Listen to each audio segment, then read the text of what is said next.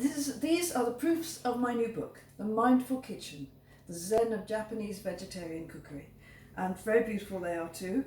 And here are the 7 categories into which I've divided my recipes to reflect the concept of mottai nai, which means waste not, want not. And I begin by telling the story of how I went to Japan 40 years ago, and I lived there for some 15 years and had a lot of amazing experiences and also had a lot of amazing meals. I've always been vegetarian, and I discovered many wonderful vegetarian recipes. I collected recipes wherever I went. And I also studied Zen.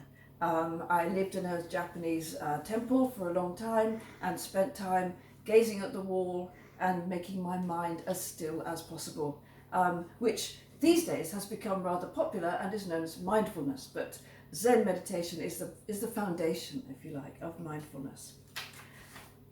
And while I was in Japan, I collected as many recipes as I could, and I learnt many techniques, such as how to carve vegetables, how to carve carrots into flowers, how to carve aubergines into fans.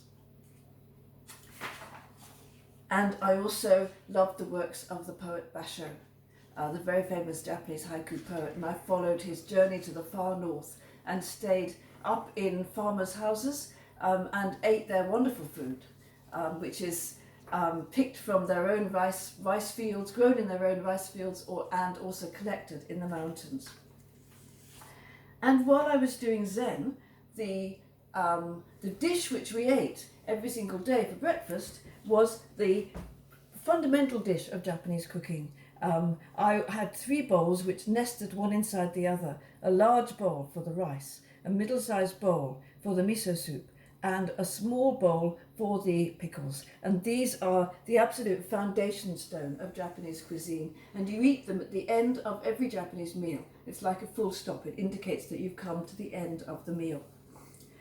Also, I learnt, as I said, many different vegetable carving techniques and the importance of laying the dish out beautifully, taking into account the way the dish looks as well as the way it tastes. So these are simple vegetable pickles which you can make very, very easily at home. And of course you think about things like the colour. So you have many different colours in the dish, not just one colour.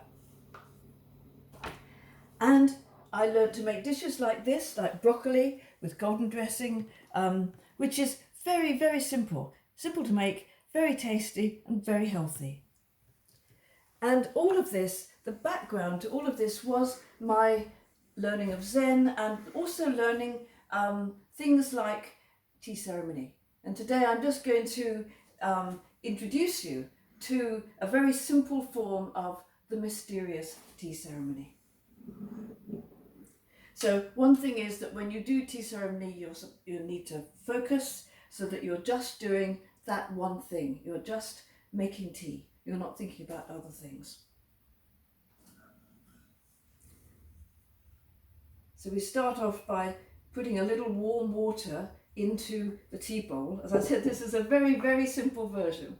And Konoso would probably be a little horrified by this, but I'm just warming up the tea bowl and discarding the water.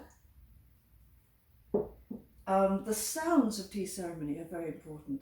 So I take this little cherrywood spoon, little scoop, and I put 3.5 scoops.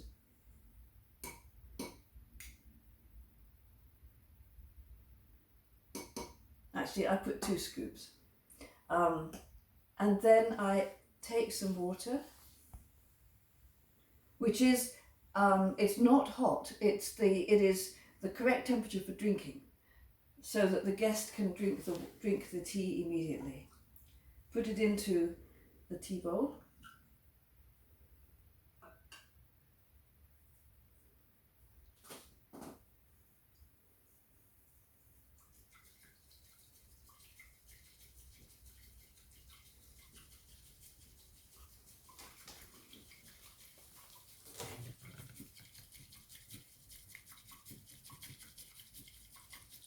You can smell the lovely fragrance, actually, of the tea. And when you've whisked it up so that it's nice and foamy, which will take a little bit longer, you make a circle. It's called nonoji. And you bring out the whisk. And you turn it round 3.5 times before handing it to your guest to drink.